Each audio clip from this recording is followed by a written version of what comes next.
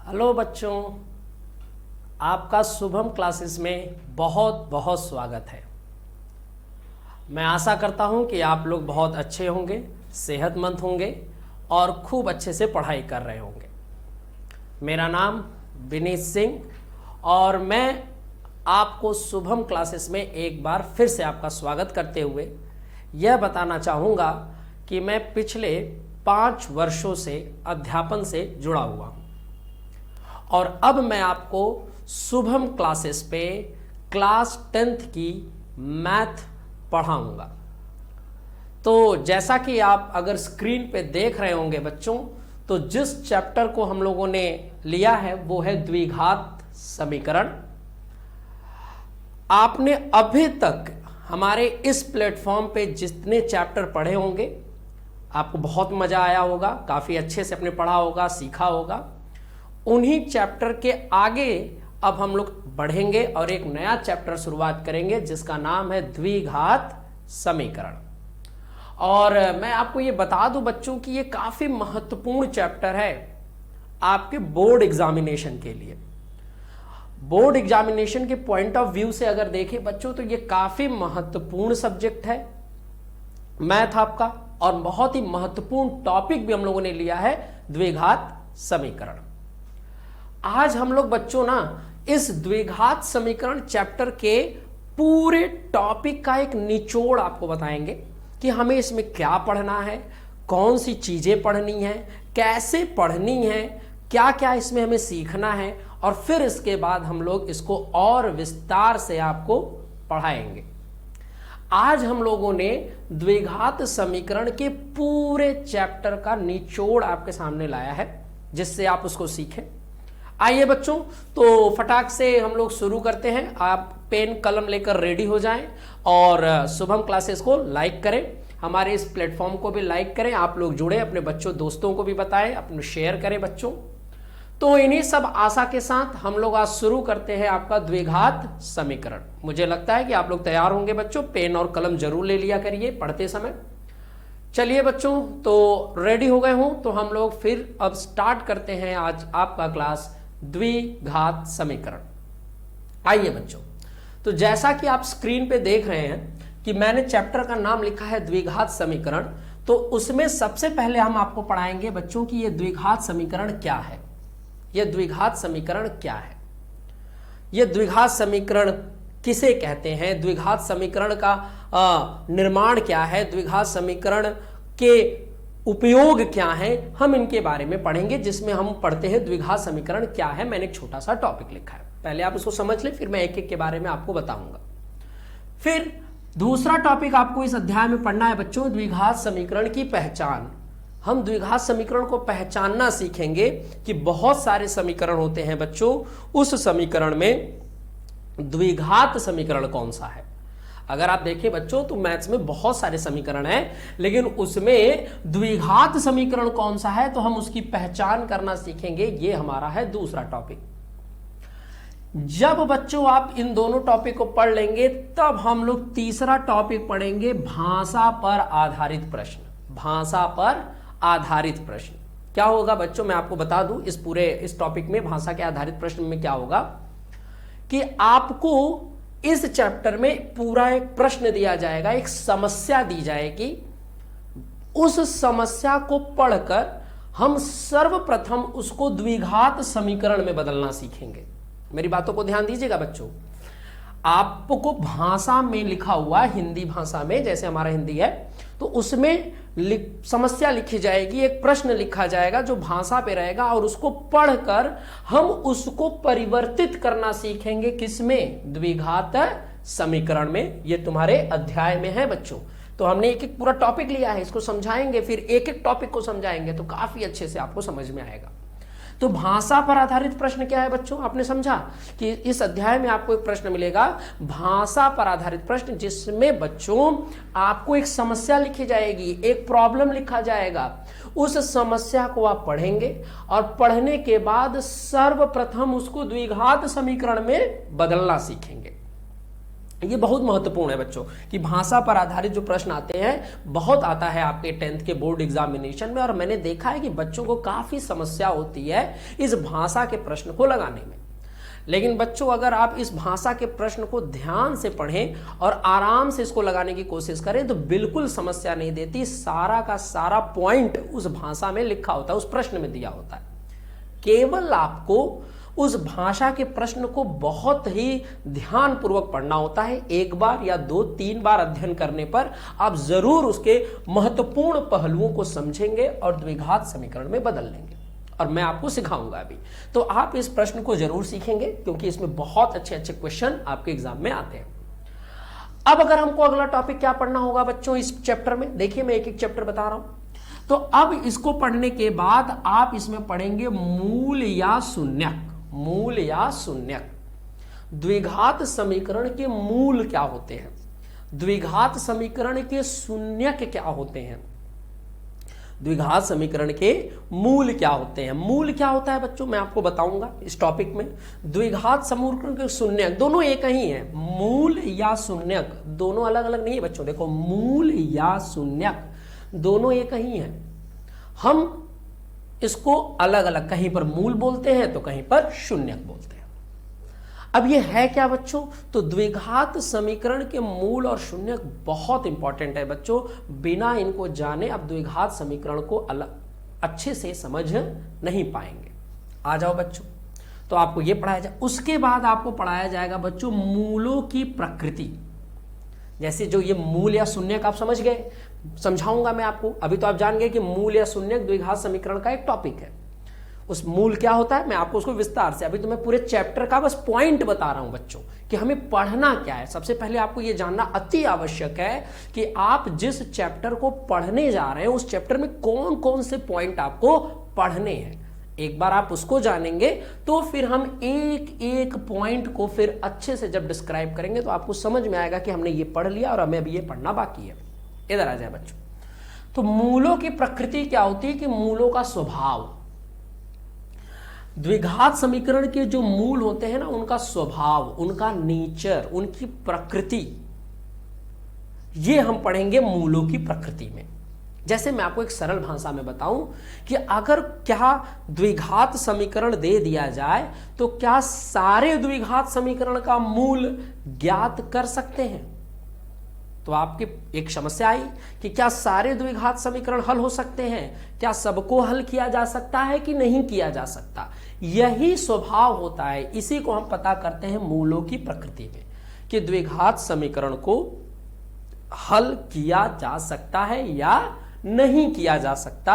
इसकी प्रकृति, इसका स्वभाव हमें पता चलेगा मूलों की प्रकृति में। बात आ रही है बच्चों। और उसके बाद सबसे लास्ट में आप पढ़ेंगे हल करने की विधि। सबसे लास्ट में आप क्या पढ़ेंगे बच्चों, हल करने की विधि। किसको, द्विघात समीकरण को हल करने की विधि हम पढ़ेंगे। तो देखा कितने अच्छे से मैंने आपको पूरे चैप्टर के छोटे छोटे पॉइंट्स में मैंने बांट के ये समझाने का प्रयास किया कि आपको पढ़ना क्या है। पहले आप ये जानना बहुत जरूरी है बच्चों। होता क्या है, हम सीधे चैप्टर स्टार्ट कर देते हैं और फिर हमें ये समझ में नहीं आता कि कौन सी चीज क्या थी, कौन सी चीज क्या थी, हम लोग उसी में मिक्स कर देते हैं। मेरा आपसे आग्रह है कभी भी किसी चीज का अध्ययन करने से पहले एक बार आप उसका सारांश जरूर देखें कि हमें पढ़ना क्या है। तो मैंने बता दिया बच्चों, हमारे जिस चैप्टर का नाम है वो है द्विघात समीकरण, जिसमें आप सबसे पहला टॉपिक पढ़ेंगे कि यह द्विघात समीकरण क्या है।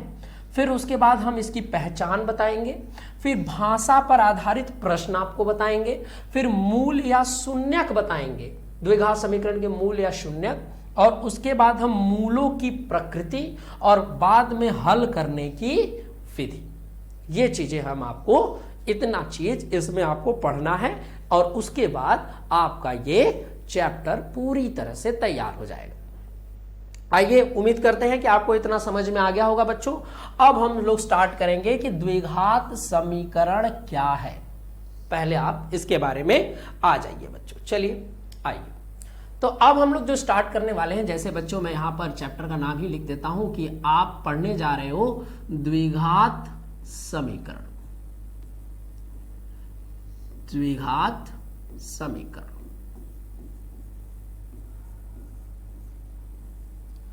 जिसमें हम लोग सबसे पहला पॉइंट पढ़ने जा रहे हैं कि द्विघात समीकरण क्या है।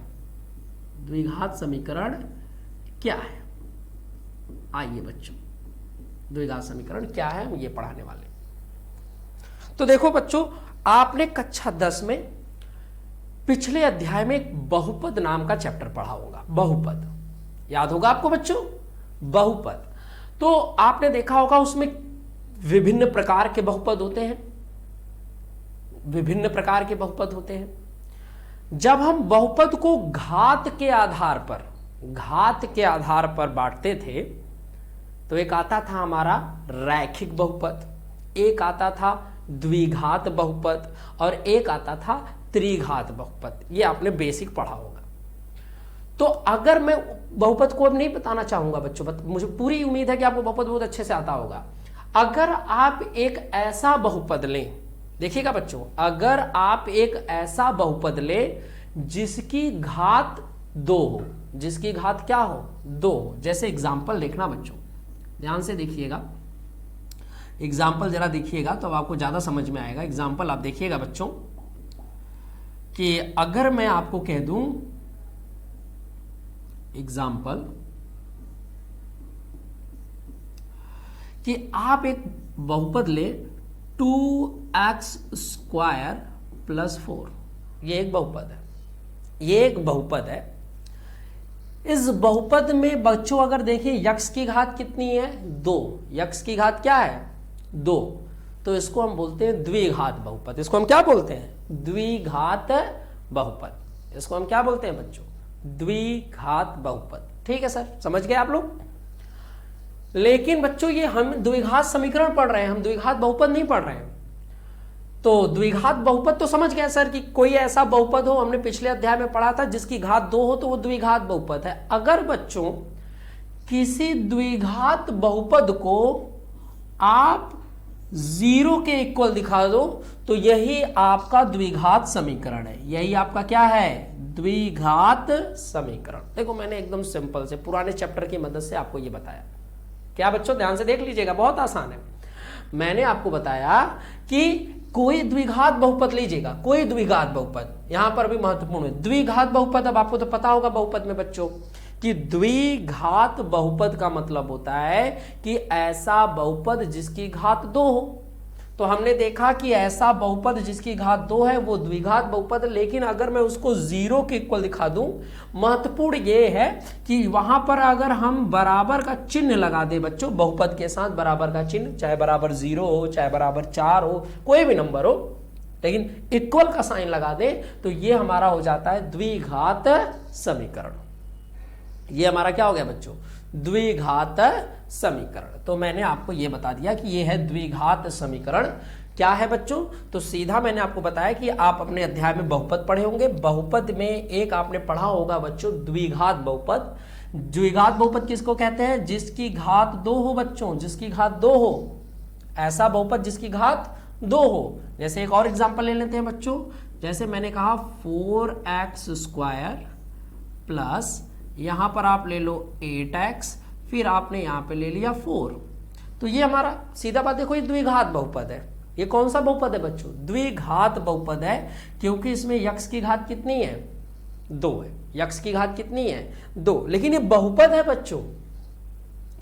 लेकिन जब आपने इसको इक्वल 0 दिखा दिया, इक्वल्स का साइन लगा दिया, बराबर का चिन्ह लगा दिया, बराबरता का समीकरण बना दिया, बराबरता दिखा दिया, इक्वलिटी दिखा दी, बराबर का चिन्ह लगा दिया बच्चों, तो अब ये आपका द्विघात समीकरण में परिवर्तित हो जाएगा, द्विघात समीकरण में परिवर्तित हो जाएगा। समझ में आया बच्चों, कितना अच्छा है कि हमने द्विघात बहुपद में बस बराबर का चिन्ह लगा दिया, ये किस में परिवर्तित हो गया, द्विघात समीकरण में। तो अब आइए इसको और आगे अगर इसके बारे में हम आपको और बताएं, तो जैसे अगर मैं इसकी थोड़ी सा इतिहास में इसका बताऊं, द्विघात समीकरण का आपको बताऊं, तो देखो द्विघात समीकरण को हमारे बहुत पहले से पढ़ा, बहुत पहले इसका गणित में आया था। पहले इसका सुमेलिया एक सभ्यता थी, सुमेलिया सभ्यता ने इसको सबसे पहले खोजा था बच्चों। मैं आपको बताना चाहूँ, थोड़ा सा इतिहास बस बताना चाह रहा हूँ कि सुमेलिया सभ्यता में इसको खोजा गया था, इसके बारे में सबसे पहले ज्ञान किया गया था। फिर इसका सबसे महत्वपूर्ण अध्ययन आपके गणित में श्रीधराचार्य जी ने किया था। इन्होंने इसके बारे में, हल करने के बारे में बहुत ज्यादा ज्ञान बताया था। तो आपको थोड़ा सा मैंने इसके इतिहास के बारे में भी बता दिया कि सुमेलिया की सभ्यता ने इसको खोजा था। सुमेलिया कंट्री थी बच्चों, बहुत पुरानी, उसकी सभ्यता ने इसके बारे में थोड़ा सा जानकारी ली। बाद में श्रीधराचार्य और ब्रह्मानंद और कुछ यूक्लिड जी ने भी मिलकर इसके बारे में कुछ बातें कही थी, लेकिन सबसे महत्वपूर्ण इसमें श्रीधराचार्य जी का योगदान है, जो तुम एक फॉर्मूला भी उन्हीं के नाम से पढ़ते हो। तो अब क्या है, ठीक है सर, हम तो जान गए द्विघात समीकरण क्या है, हमको तो पता चल गया कि कोई भी द्विघात बहुपद ले लो, कोई भी द्विघात बहुपद ले लो बच्चों, और उसको बराबर का चिन्ह लगा दो, तो द्विघात बहुपद ले लें, अगर उसमें बराबर का चिन्ह लगा दे तो ये द्विघात समीकरण है। ये क्या है बच्चों, द्विघात समीकरण। ये पहला टॉपिक है। कितने अच्छे से हम लोगों ने समझ लिया कि ये द्विघात समीकरण है कि कोई भी द्विघात बहुपद ले। अब बहुपद तो आपको पता होगा बच्चों, बहुपद के गुण भी पते होंगे कि बहुपद किसे कहा जाता है। मुझे पूरी उम्मीद है आपको अच्छे से आता होगा कि द्विघात बहुपद में अगर हम बराबर का चिन्ह लगा दें तो ये द्विघात समीकरण बन जाता है। आते हैं बच्चों अब आगे। तो अगर आप देखें तो द्विघात बहुपद क्या है, मैंने आपको बता दिया। अब हम लोग अगला अध्ययन करेंगे कि द्विघात बहुपद की पहचान क्या है, द्विघात बहुपद को हम पहचानते कैसे हैं। तो अगर मैं इस पर आपको अध्ययन कराना चाहूं तो द्विघात बहुपद की पहचान क्या है बच्चों, तो आ जाओ आपको पहचान कराता हूं कि द्विघात बहुपद की क्या पहचान है। आ जाए द्विघात बहुपद की पहचान। इधर देखिए, हमको ये पता चल गया कि कोई द्विघात बहुपद है जिसकी घात 2 हो और उसमें बराबर का चिन्ह लगा दे तो वो द्विघात बहुपद हो जाता है, द्विघात समीकरण, सॉरी बच्चों, द्विघात समीकरण हो जाता है। अब हम लोग क्या करेंगे, द्विघात बहुपद की पहचान कैसे करेंगे, तो याद रखना बच्चों कि कोई भी समीकरण आपके सामने लिखा जाए, किसी भी प्रकार का समीकरण लिखा जाए, आप पहले उसकी घात देखेंगे। क्या देखेंगे बच्चों, उसकी घात। आपके सामने कोई भी समीकरण लिखा जाए, आप उसकी घात देखेंगे बच्चों, घात। अगर उसकी घात 2 है तो वो द्विघात समीकरण होगा। अगर उसकी घात 2 से अधिक या 2 से कम है तो वो द्विघात समीकरण नहीं होगा। जैसे एक सिंपल सा पहचान मैं बता रहा हूं बच्चों, बहुत आसान है, पहले तरह से देखें आराम से। जैसे मैं आपको एग्जाम्पल देके समझाता हूं, मैं आपको 3 एग्जाम्पल से समझाता हूं। आपको तो बता दिया कि द्विघात समीकरण क्या है, आपको समझ में आ गया। अगर मैं लिखूं बच्चों, मैंने यहां पर एक समीकरण लिख दिया, ये पहला समीकरण है। फिर मैंने आपको एक दूसरा समीकरण लिख के दिखाया,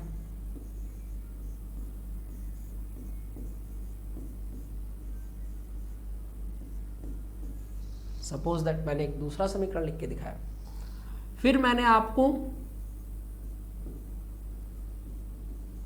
एक तीसरा समीकरण लिख के दिखाया। 3 समीकरण मैंने एग्जाम्पल दिया। हमको द्विघात समीकरण की पहचान करनी है तो सबसे सिंपल तरीका यह है बच्चों कि सबसे पहले आप इसकी घात देखो, इसकी सबसे बड़ी घात क्या है। तो अगर आप बच्चों इसमें देखें, इसमें अगर आप देखें तो इस समीकरण में x की जो घात है ना वो बच्चों 3 है। x की घात क्या है, 3 है। x की घात 3 है। और मैंने आपको क्या बताया था कि जिस समीकरण की घात 2 होगी वही द्विघात समीकरण होगा, और इस समीकरण की घात कितनी है, 3 है। तो इसका मतलब सर ये द्विघात समीकरण नहीं है, ये द्विघात समीकरण नहीं है। बहुत अच्छे। अब मैं अगर इस समीकरण को देखूं बच्चों, तो इस समीकरण में x की घात कितनी है, तो सर x की घात देखिए यहां पर 1 है और यहां x की घात 2 है। तो मैंने क्या कहा बच्चों, बड़ी घात लीजिएगा, बड़ी घात, सबसे बड़ी घात। तो x की जो सबसे बड़ी घात है वो क्या है, 2 है। तो मैंने कहा था जिस समीकरण की घात 2 हो जाए बच्चों, 2, जिस समीकरण की घात 2 हो वो होता है द्विघात समीकरण। तो ये कौन सा समीकरण है, द्विघात समीकरण, क्योंकि बराबर का भी चिन्ह लगा है जी। अब बराबर का चिन्ह लग रहा तो समीकरण हो गया। और अगर आखिरी समीकरण को हम लोग देखें बच्चों तो इसकी घात 1 है। हमने कहा था कि समीकरण की घात 2 होनी चाहिए क्योंकि हमारा जो चैप्टर है वो द्विघात समीकरण है, तो इसका मतलब ये भी द्विघात समीकरण नहीं है, केवल ये एक ऐसा समीकरण है जिसकी घात क्या है, द्विघात समीकरण में रखा जा सकता है। ये है आपके द्विघात समीकरण की एक छोटी सी पहचान। क्या बच्चों कि कोई भी ऐसा समीकरण लिखा जाए जिसकी घात 2 हो तो वो हमारा द्विघात समीकरण होता है, ये सबसे महत्वपूर्ण है। अब आते हैं बच्चों द्विघात समीकरण के और पहचान के बारे में पढ़ते हैं। जैसे अगर मैं आपको बच्चों यहां पर बताऊं कि क्या सर केवल द्विघात समीकरण की घात 2 हो जाए तो क्या वो द्विघात समीकरण हो जाता है, तो एक हद तक देखा जाए बच्चों, मैं क्या बोल रहा हूं कि किसी भी समीकरण की घात अगर 2 है तो वो क्या है, द्विघात समीकरण है। लेकिन एक छोटा सा एग्जांपल और लेते हैं। जैसे मैं यहां लिख दूं बच्चों, आप देखिएगा 0x² प्लस 5x प्लस 7 बराबर 0, मैंने एक समीकरण लिखा। क्या ये भी द्विघात समीकरण है बच्चों? तो आप तो क्या कहोगे, जल्दबाजी में आपने कहा कि सर ने बताया तो एक ऐसा समीकरण जिसकी घात 2 हो वो द्विघात समीकरण है, अर्थात ये द्विघात समीकरण है। तो यहां पर देखो एक गलती हो जाएगी। क्या हो गया बच्चों, यहां पर इसका गुणांक, इसको गुणांक बोलते हैं, बहुपद में आपने पढ़ा होगा, इसको हम अभी बताएंगे भी। ये जो 0 है ना, ये जो 0 जब हम किसी भी, चाहे चर हो चाहे अचर हो, चाहे चर हो क्या हो, अचर हो, चर या अचर में 0 का गुणा करते हैं ना बच्चों तो पूरा आंसर 0 हो जाता है। इसका मतलब कि ये जो है, ये पद, ये जो मेरा पद है इसमें 0 का गुणा किए हैं तो ये पूरा किसके बराबर हो गया, 0 के बराबर। इसके बराबर क्या हो गया, यहां 0 है, यहां पर क्या है बच्चों, 0, क्योंकि इसका गुणा 0 का गुणा करने पर ये 0 हो जाएगा। इसका मतलब हम इसको काट के यहां 0 लिख देंगे। और किसी भी 0 में जोड़ने पर, कोई भी पद में अगर 0 जोड़ोगे तो वही पद आएगा। तो इसका मतलब मूल रूप से देखा जाए तो ये, इसका कोई महत्व नहीं है बच्चों, फिलहाल ये कट गया, ये 0 हो गया और जोड़ेंगे तो यही आएगा, यानी ये है 5x प्लस 7 बराबर 0, ये इसका मूल रूप है। आप देखें, इसका मतलब अगर कभी भी x² का गुणांक 0 हो तो वो उसका पूरा मतलब 0 होता है, तो ये 0 हो गया। और किसी भी पद में 0 को अगर हम जोड़ेंगे तो वही पद आएगा। तो इसका मतलब मेरा मूल समीकरण ये है, ये मेरा मूल समीकरण है, इसका ये मूल रूप है। तो अब हम इस पे देखें तो x की घात कितनी है बच्चों, 1, तो अर्थात ये द्विघात समीकरण नहीं है, ये द्विघात समीकरण नहीं है, ये द्विघात समीकरण नहीं है। तो बस 2 चीजों का ध्यान रखना है बच्चों। कौन कौन सी चीजें, दोबारा दोहरा देते हैं कि सबसे पहले आपको देखना है कि किसी भी समीकरण की घात 2 होनी चाहिए। किसी भी समीकरण की घात क्या होनी चाहिए, 2 होनी चाहिए। और साथ साथ ये भी देख लेना कि कभी भी जिस चर की घात 2 है उसका जो ये गुणांक है वो 0 नहीं होना चाहिए। उसका गुणांक क्या, 0 नहीं होना चाहिए, क्योंकि अगर वो 0 होगा बच्चों तो ये पूरा 0 हो जाएगा, और जब ये पूरा 0 हो जाएगा तो यही मेरा मूल पद हो जाएगा, मूल समीकरण हो जाएगा। और इसकी घात 1 है तो ये द्विघात समीकरण नहीं है। आया बच्चों समझ में? अब हम लोग थोड़ा सा आगे चलते हैं, पहचान में और आगे बढ़ते हैं। अब हम लोग यहां लिखेंगे मानक समीकरण। इसका मानक समीकरण बताते हैं, मानक समीकरण जो तुमको पहचान करने में और मदद करेगा। इधर देखिए, मानक समीकरण, द्विघात समीकरण की पहचान में ये जो मानक समीकरण है आपका बहुत मदद करता है। मानक समीकरण द्विघात समीकरण को पहचानने में ये भी एक आवश्यक कार्य करता है। क्या है भाई? तो इधर देखो बच्चों, अभी मैंने आपको बताया कि जैसे आपको मैंने बताया कि कौन है भाई द्विघात समीकरण। द्विघात समीकरण आप किसको कहेंगे बच्चों? तो आपने कहा, आपको समझ में आया कि सर ऐसा समीकरण जिसकी घात कितनी हो, 2 हो। ऐसा समीकरण जिसकी घात कितनी हो, 2 हो, उसको हम द्विघात समीकरण कहते हैं।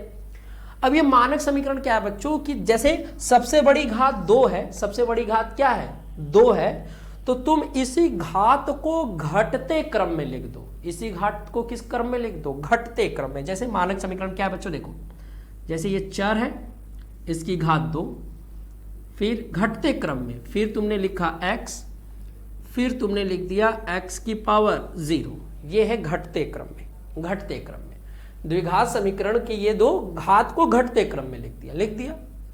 अब इसका गुणांक तुम लिख दो a, इसका गुणांक लिख दो b, और यहां लिख दो c, और बराबर का लगा दो चिन्ह बच्चों। ये बन गया तुम्हारे द्विघात समीकरण का मानक समीकरण।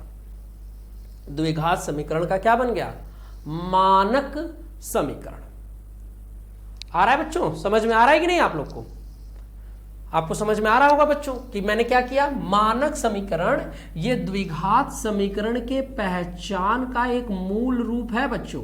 हम इससे द्विघात समीकरणों को पहचानते हैं। पहले तो मैंने एक और तरीका बता ही दिया है, लेकिन एक और तरीका मैंने क्या बता दिया कि मानक समीकरण क्या होता है बच्चों, द्विघात समीकरण को पहचानने का एक तरीका है। द्विघात समीकरण किसे कहते हैं, जिसकी घात 2 हो, तुम उसकी घात को घटते क्रम में लिख दो। उसकी घात को घटते क्रम में पहले 2, फिर 1, फिर 0, और मैंने फिर यहां इसका गुणांक a लिख दिया, इसका गुणांक b, बहुपद में आपने गुणांक पढ़ा होगा, और इसका गुणांक c। ठीक है बच्चों, तो ये बन गया द्विघात समीकरण का मानक समीकरण। अब क्या होता है बच्चों, जैसे तुम इस x की पावर 0 को देखो, आपने पढ़ा होगा बच्चों कि x की पावर 0, अगर किसी भी की घात 0 है तो उसका मान क्या होता है, 1 होता है। आपने पढ़ा होगा। तो अब इसको अगर मैं थोड़ा सा परिवर्तन कर दूं तो ax², ध्यान से देखिएगा, bx प्लस x की पावर 0 का मतलब 1 है, तो यहां 1 का c में मल्टीप्लाई करेंगे तो c आ जाएगा बराबर कितना, 0। तो ये भी इसका एक रूप है, एक अगला रूप है, द्विघात समीकरण का एक अगला रूप है। समझ गए बच्चों? दोबारा सुन लीजिए, मैंने बोला द्विघात समीकरण जिसकी घात 2 हो, द्विघात समीकरण जिसकी घात क्या हो बच्चों, 2 हो। ठीक है, और हम जब इसकी घात को घटते क्रम में लिख दे, बस घटते क्रम में, जैसे x की पावर 2, x की पावर 1 और x की पावर 0, और मैंने फिर इसका गुणांक लिख दिया। गुणांक a है, इसका गुणांक b है, और इसका गुणांक c है बराबर 0। तो ये द्विघात समीकरण का एक मानक समीकरण बन गया। फिर मैंने क्या कहा बच्चों कि x की पावर 0 का मान 1 होता है, तो आपने यहां लिखा कि ax² bx plus c, x की पावर 0 का मतलब 1, और 1 का इंटू करेंगे बच्चों तो c आ जाएगा बराबर 0। तो ये बन गया द्विघात समीकरण का मानक समीकरण। क्लियर हो गया बच्चों? अब आते हैं इसी द्विघात समीकरण को जो तुमने को यहां पर बना के दिखाए हैं, ये द्विघात समीकरण, इसको और थोड़ा सा विस्तार करते हैं, और डिटेल में मैं आपको बताता हूं बच्चों। आ जाओ, थोड़ा सा और ध्यान से देखिए कि क्या है सर ये मानक समीकरण। आइए बच्चों, ये अभी पहचान वाला टॉपिक है बच्चों, आपको शुरू में ही बताया, अभी रिवीजन करा देंगे। आइए एक बार और रिवीजन कराएंगे, पहले आप ध्यान से देखिए। मानक समीकरण तो आप समझ गए। हाँ सर, ये है ax² bx प्लस c बराबर 0, ये है द्विघात समीकरण का मानक समीकरण। अब यहां पर जो है ना बच्चों, ये जो x है ना, आपने पढ़ा होगा बहुपद में, ये चर है। ये क्या है, चर, जिसका मान बदलता है। हर सवाल में x का मान कहीं 2 बच्चों, कहीं 3, कहीं 4, तो x का मान बदलता रहने के कारण इसको चर कहा जाता है। और ये जो a, b और c है ना बच्चों, ये वास्तविक संख्याएं हैं। वास्तविक संख्या, वास्तविक संख्या, वास्तविक संख्या, वास्तविक संख्या, वास्तविक संख्या का मतलब 1, 2, 3, 4, चाहे बटे में 1/2, 3/2, इस तरह की संख्याएं यहां पे रखी जाती हैं, a, b और c। वास्तविक संख्या, वास्तविक संख्या आपने पढ़ा होगा बच्चों, जिसमें हम परिमेय और अपरिमेय को शामिल करते हैं। मैं वहां गहराई में नहीं जाऊंगा, बस आप इतना याद रखिए कि वास्तविक संख्या का मतलब होता है बच्चों, यहां पर नंबर्स, अंक रहेंगे 1, 2, 3, 1/2, 3/2, 4/5, इस तरह की संख्याएं a, b, c की जगह रखी जाती है, जिनको वास्तविक संख्या कहते हैं। और x क्या है बच्चों, आपका चर है। x क्या है आपका, चर है। ये होता है मानक समीकरण का एक वास्तविक रूप, जिसके बारे में मैंने आपको बताया कि ये मानक समीकरण है जिसमें यक्स आपका चर और ए बी सी वास्तविक संख्याएं हैं, जिसमें 1 2 3 4 इस तरह की संख्याएं रखी जाती हैं। आपको ये समझ में आ गया होगा।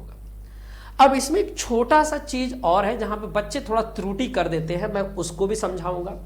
आइए देखते हैं क्या क्या सर क्या बताना है बच्चों। इधर देखो, सवाल लगाते समय ना बच्चों हम इस मानक समीकरण से तुलना करते हैं किसी भी समीकरण का, तो अक्सर बच्चे वहां त्रुटि करते हैं। तो आइए पहले उसको देखते हैं कि क्या सर पढ़ाना चाह रहे हैं आप। मैं आपको बताना चाह रहा हूं कि कैसे हम मानक समीकरण का किसी अन्य द्विघात समीकरण से तुलना कैसे करते हैं, कंपेयर कैसे करते हैं। आइए देखिए बच्चों, तो जैसे मैं आपके सामने एक द्विघात समीकरण लिख रहा हूं, मान लीजिए मैंने एक द्विघात समीकरण लिख दिया, एक द्विघात समीकरण मैंने लिख दिया। अब मैं कहूं कि इस समीकरण की तुलना हमें मानक समीकरण से करनी है, क्योंकि सवाल लगाते समय इस पद का प्रयोग किया जाएगा। तो हम क्या करेंगे बच्चों, मानक समीकरण लिखो तो ax² bx प्लस c बराबर 0, यह है हमारा मानक समीकरण। अब हम इन दोनों का कंपेयर करेंगे, इनकी तुलना करके गुणांक का मान निकालेंगे बच्चों, गुणांक का जो तुम्हारे लिए बहुत महत्वपूर्ण। तो जरा यहां पे मैं इसको अलग से एकदम बता रहा हूं, सवाल के बीच में बताना बच्चों को समझ में नहीं आता, तो अलग से हम पढ़ेंगे, फिर सवाल में इसका और दोबारा उपयोग करेंगे। आइए, तो अब इन दोनों समीकरणों की तुलना करेंगे बच्चों। ये दिया गया द्विघात समीकरण है और ये इसका मानक समीकरण है। तो अब हमको करना क्या है बच्चों कि हम इसका कंपेयर करके गुणांक निकालेंगे। तो इधर देखो बच्चों, x² का गुणांक यहां a है और x² का गुणांक यहां 3 है। तो जब हम कंपेयर करेंगे बच्चों तो a का मान क्या निकलेगा, 3। ये आप सीखिएगा, समझ में आया।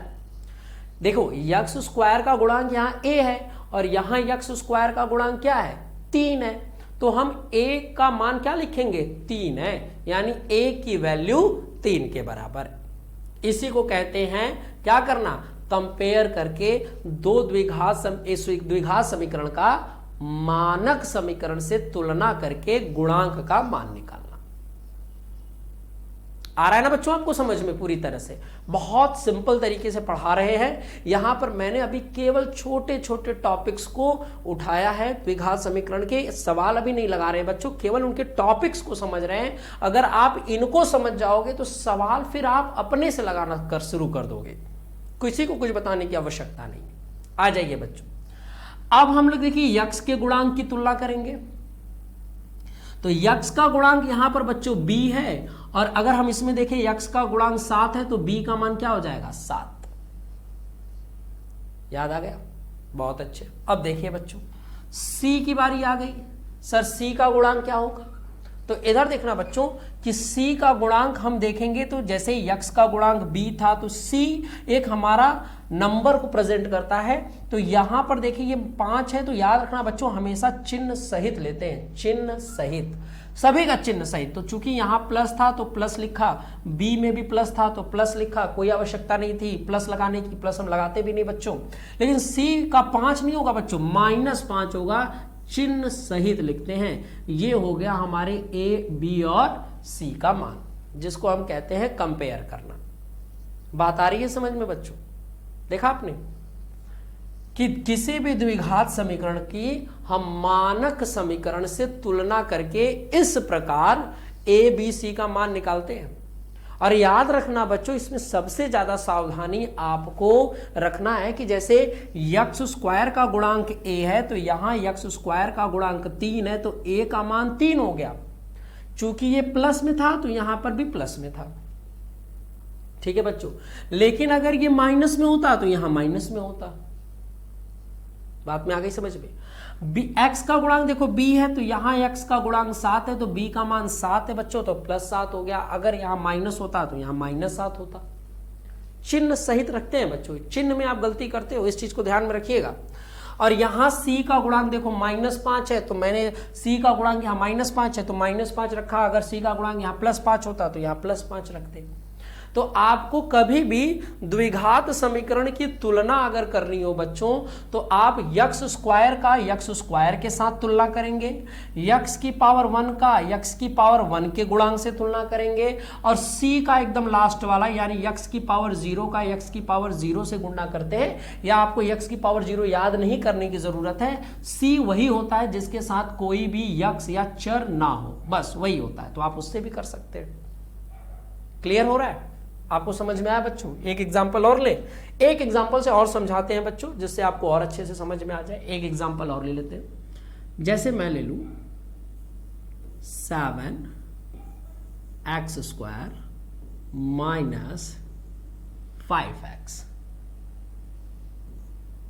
माइनस और मान लीजिए 10 इज इक्वल टू 0। ये हमको इसका मानक समीकरण से तुलना करके गुणांक निकालना है। मानक समीकरण से तुलना करके क्या निकालना है बच्चों? गुणांक निकालना है। आ जाइए, सबसे पहले मानक समीकरण लिखिए।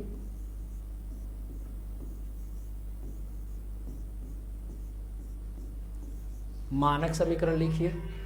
सॉरी बच्चों, एक सेकेंड, डिस्टर्बेंस, सॉरी। आइए हम आते हैं द्विघात समीकरण के मानक समीकरण से तुलना करके ए बी सी की वैल्यू निकालने की कोशिश करते हैं। आ जाओ, तो सीधा आपको मैंने बताया है बच्चों कि यक्स स्क्वायर का गुणांक यहां ए है, यहां 7 है, तो ए का मान क्या रखेंगे? चिन्ह सहित 7। इधर आ जाओ, बी एक्स का गुणांक बी है, यहां एक्स का गुणांक 5 है, तो बी का मान 5 मत रख देना बच्चों, चिन्ह सहित यानी -5। और सी का मान भी अभी आपको मैंने बताया था, सी का मान क्या होता है? माइनस चिन्ह सहित, तो सी जिसके साथ कोई एक्स नहीं लगा है, तो यहां पर देखा जाए तो -10। तो ये हो गया आपका ए बी सी का मान। तीन चीजें आज हम लोगों ने पढ़ा बच्चों। देखो 3 टॉपिक्स मैंने पढ़ाया, मैं एक बार आपको रिवीजन करा देता हूं, फिर आपको ज्यादा अच्छा लगेगा, ज्यादा मजा आएगा कि हम लोगों ने पढ़ा क्या आज। आ जाइए देख लीजिए। हम लोगों ने बच्चों आज केवल 2 टॉपिक अभी हमने स्टार्ट किया, द्विघात समीकरण क्या है और द्विघात समीकरण की पहचान, बस ये मैंने आपको बताया। अभी हम लोग को इतने टॉपिक्स पढ़ने हैं। अब देखो 2 टॉपिक मैंने केवल बताया कि द्विघात समीकरण क्या है और द्विघात समीकरण की पहचान। बहुत अच्छे से आप अगर इसको समझ जाएंगे तो धीरे धीरे सारा टॉपिक समझ में आ जाता है बच्चों। बहुत अच्छा चैप्टर है। तो द्विघात समीकरण हमने इतने सारे टॉपिक्स लिखे थे बच्चों, फटाक से मैं रिकैप करता हूं, रिवीजन कराता हूं, ध्यान से देखना। द्विघात समीकरण में क्या है ये समीकरण, पहचान कैसे करेंगे, भाषा पर आधारित प्रश्न, समस्या को द्विघात समीकरण में बदलना, मूल या शून्य ये इसका टॉपिक है, मूलों की प्रकृति इसका एक टॉपिक है, और हल करने की विधि। फिर मैंने आपको क्या बताया बच्चों? फिर मैंने आपको द्विघात समीकरण क्या है मैंने पहले वो बताया था आपको। इधर देख लेते हैं। हाँ, तो द्विघात समीकरण क्या है मैंने आपको बताया था कि द्विघात समीकरण क्या होता है बच्चों कि कोई एक ऐसा बहुपद ले लो, बहुपद। द्विघात समीकरण मैंने क्या बताया था कि आप एक बहुपद ले लो, बहुपद जिसकी घात 2 हो, वो होगा द्विघात समीकरण। आप एक बहुपद ले लो जिसकी घात 2 है, बराबर के चिन्ह के साथ दिखा दो, वही तुम्हारा क्या है? द्विघात समीकरण। ये आपको मैंने बताया था। दूसरी चीज याद रखना कि कभी भी द्विघात समीकरण में जो यक्स की घाते 2 है बच्चों, उसका गुणांक 0 नहीं होना चाहिए, नहीं तो शून्य हो जाता है और वो पद ही समाप्त हो जाता है, और फिर एक ये बन जाता है हमारा नया समीकरण जिसकी घात 1 है, तो ये द्विघात समीकरण नहीं है। इस चीज का आपको ख्याल रखना। फिर हमने क्या पढ़ा? द्विघात समीकरण की पहचान में अब हम लोग मानक समीकरण का उपयोग पढ़ने जा रहे थे। मानक समीकरण का उपयोग, मानक समीकरण। तो मैंने कहा कि द्विघात समीकरण की घात 2 होती है बच्चों, केवल आप उसको घटते क्रम में लिख दो, x की पावर 2, x की पावर 1, x की पावर 0। अब उसका गुणांक यहाँ a लिख दो, यहाँ b लिख दो, यहाँ c। तो ये आपका एक समीकरण बन जाएगा ax² bx plus c x की पावर 0 = 0। ये हमारा हो गया द्विघात समीकरण। और इसी को जब हम लोग और सिंपल से कर देते हैं, जैसे x की पावर 0 का मान 1 होता है, तो यहां मैंने 1 रखा, तो ax² plus bx plus c बराबर 0। ये आपका हो गया द्विघात समीकरण, एकदम मानक स्वरूप हो गया ये द्विघात समीकरण का। हम इसी से थोड़ा और पहचान बढ़ा लेते हैं कि कोई भी समीकरण अगर ऐसा दिख गया तो तुम तुरंत कह देना कि वो द्विघात समीकरण है। ठीक है बच्चों, और उसका सबसे इंपॉर्टेंट है यही x की पावर 2। फिर आगे हम लोगों ने क्या किया बच्चों, आइए मैंने मानक समीकरण को और अच्छे से बताया। क्या कि मानक समीकरण क्या होता है बच्चों, जो आपको बताया ax² bx + c, जहां पर x एक चर है, यहाँ x y z कुछ भी हो सकता है, और a b c ये एक वास्तविक संख्या है। वास्तविक संख्या का मतलब 1 2 3 4 1/2 4/2, चाहे पॉजिटिव हो चाहे नेगेटिव हो, यहां रखा जा सकता है, धनात्मक हो चाहे ऋणात्मक हो। आगे अगर हम लोग बात करें बच्चों, तो फिर मैंने आपको मानक समीकरण, ये रहा हमारा मानक समीकरण, और किसी द्विघात समीकरण की तुलना करके गुणांक निकालना आपको सिखाया। गुणांक निकालना आपको सिखाया। क्या बताया कि जैसे आप कोई द्विघात समीकरण ले ले बच्चों, तो द्विघात समीकरण में मैंने 3x² + 7x - 5x = 0 लिया, और फिर ax² bx + c ये हमारा द्विघात समीकरण है। तो मैंने देखा x² का गुणांक a है, यहाँ x² का गुणांक 3 है, तो आप a का मान क्या रखेंगे, 3 रख देंगे, b का मान क्या रख देंगे, 7। देखिए कंपेयर करिए, x का यहाँ x की पावर 1 है, यहाँ x की पावर n है, यहाँ इसका मान b है, तो यहाँ इसका मान 7 है, तो b की पावर 7 a की पावर 3, और c का आपने b का मान 7 और c का आपने क्या मान रखा, -5, चिन्ह सहित रखेंगे। एक और एग्जांपल मैंने आपको कराया, क्या कराया बच्चों, आइए ये है, मैंने एक एग्जांपल लिया कि आपके पास एक द्विघात समीकरण है, ये वाला 7x² - 5x - 10 = 0, और इसका मानक समीकरण से हम तुलना करके गुणांक का मान निकालेंगे। तो a का मान मेरा 7 है, b का मान मेरा -5 है, और c का मान मेरा -10 है। अब ध्यान दीजिएगा कि x² यहाँ a है, यहाँ x² 7 है, तो a का मान 7, यहाँ x का गुणांक b है, यहाँ x का गुणांक -5 है, तो b का मान -5, चिन्ह सहित रखेंगे बच्चों, ध्यान रखिएगा। और c का मान, यहाँ c है तो यहाँ c का मान -10 है, चिन्ह सहित रखेंगे, c का मान -10। तो ये हो गया a, b और c की वैल्यू आ गई। बात आ गई समझ में। ये काफी महत्वपूर्ण पॉइंट है जिसको हम प्रयोग करते हैं बच्चों सवाल को लगाने में। क्लियर है? तो आज देखिए आपने क्या क्या पढ़ा बच्चों। तो आपको मैंने कितने अच्छे से 2 टॉपिक समझा दिया और आप बड़े आसानी से समझ गए। अब इसके बाद जब नियम हम समझ जाएंगे तो सवाल लगाने में भी किसी प्रकार की कोई दिक्कत नहीं होगी। तो क्या आपने आज 2 टॉपिक बड़े आसानी से खत्म कर दिया कि द्विघात समीकरण क्या है और द्विघात समीकरण की पहचान क्या है। द्विघात समीकरण क्या है और द्विघात समीकरण की पहचान क्या है। अब हमको क्या पढ़ना होगा बच्चों, तो हम भाषा पर आधारित प्रश्न अब आपके सामने लाएंगे। भाषा पर आधारित प्रश्न रहेगा जिसको पढ़कर हमको द्विघात समीकरण में बदलना सीखना होगा। बहुत सारे ऐसे प्रश्न आपने देखे होंगे जो भाषा पर आधारित होंगे और भाषा पर आधारित प्रश्न को पढ़कर पहले उसको हमें परिवर्तित करना होगा द्विघात समीकरण में। और जब हम वो सीख जाएंगे तो शून्यक के बारे में पढ़ेंगे, उसका शून्यक क्या होता है वो भी मैं आपको बताऊंगा।